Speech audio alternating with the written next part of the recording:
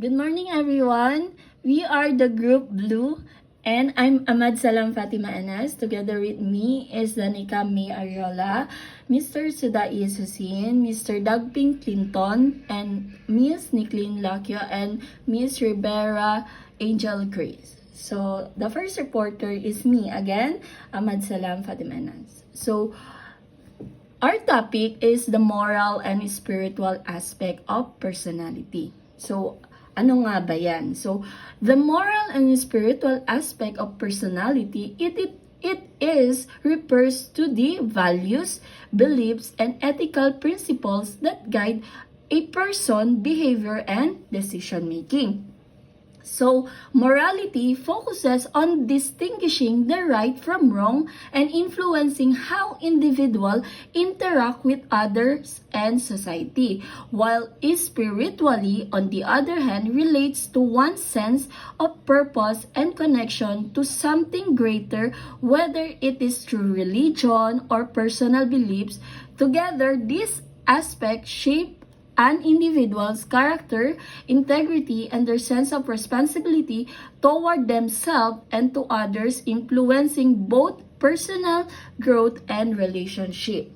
Next slide po, please. So, as you can see, we have the definition of personality, morality, and spirituality. So, personality, it is a combination of characteristic or qualities that form an individual distinctive character. So, ito yung which is personality is a unique blend of traits, behavior, and quality that make up who a person is, no? It includes someone thinks, feels, and act, forming their distinctive character. Then next, we have the morality.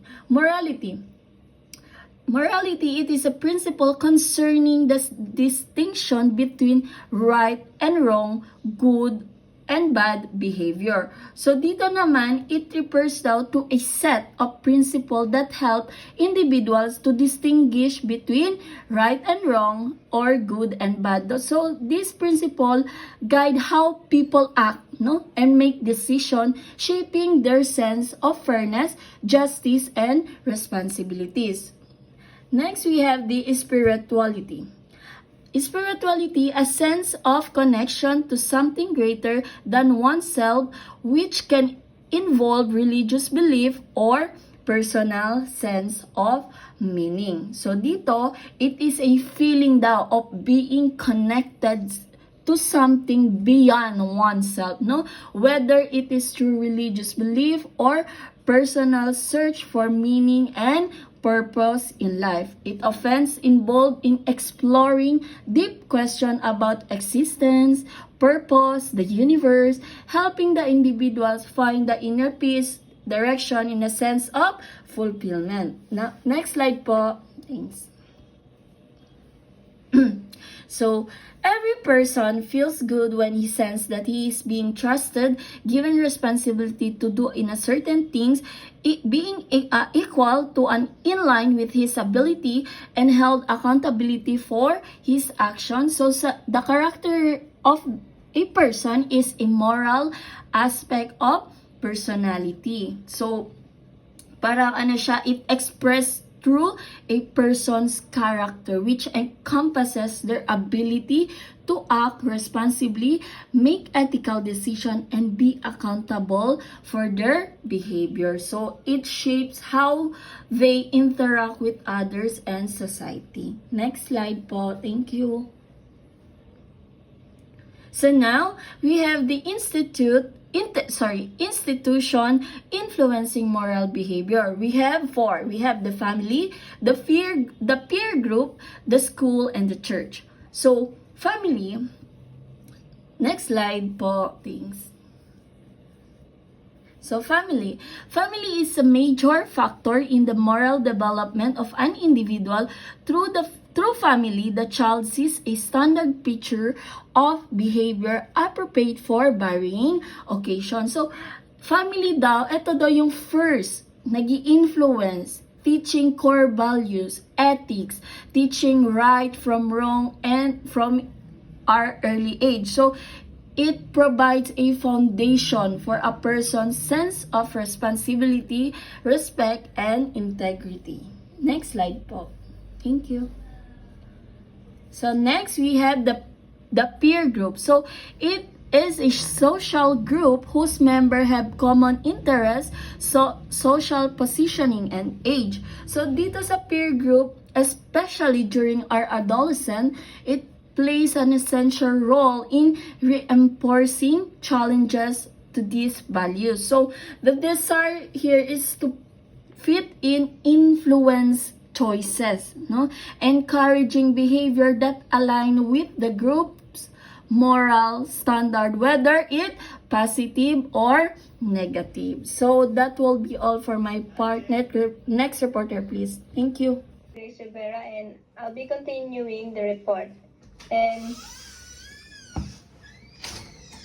the school is a broadens the children's social environment and expand their interactions with others.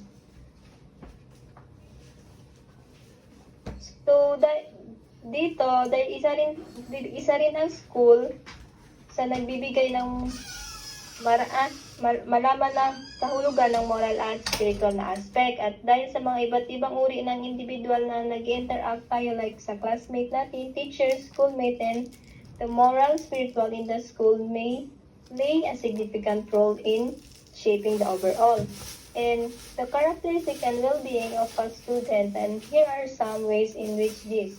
First, we have values education. Incorporate values such as respect, empathy, kindness, and responsibility in the curriculum.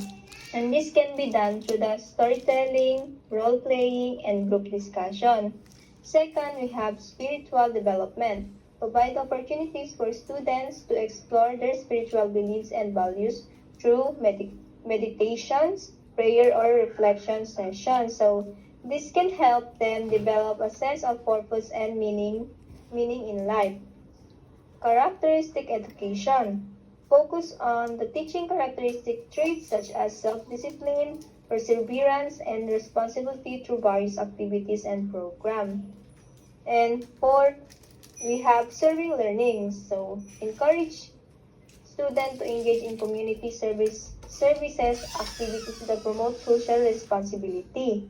And 5, we have mindfulness and meditation.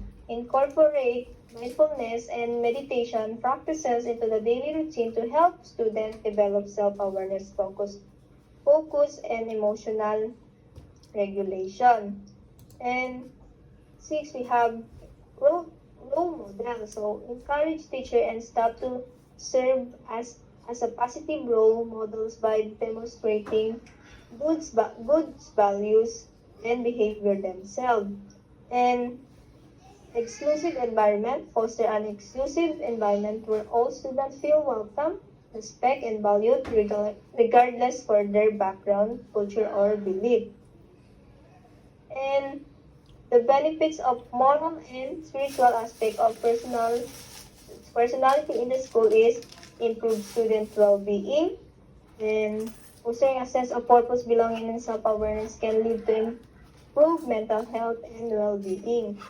Better behavior, teaching values and characteristic traits can lead to improved behavior, reducing bullying, and increased empathy. Development, emotion, intelligence. Focusing on intelligence can help students develop better relationship, manage stress, and make informed decisions. And the preparations for life. Integrating moral and spiritual aspect of personality can help prepare students for life beyond academic by teaching them important values such as responsibility, empathy, and self-awareness. And by incorporating this element into the school environment, educators can help students develop a strong sense of moral characteristic, spiritual well-being, and personal growth, setting them up for success in all aspects of life. So, next slide, please.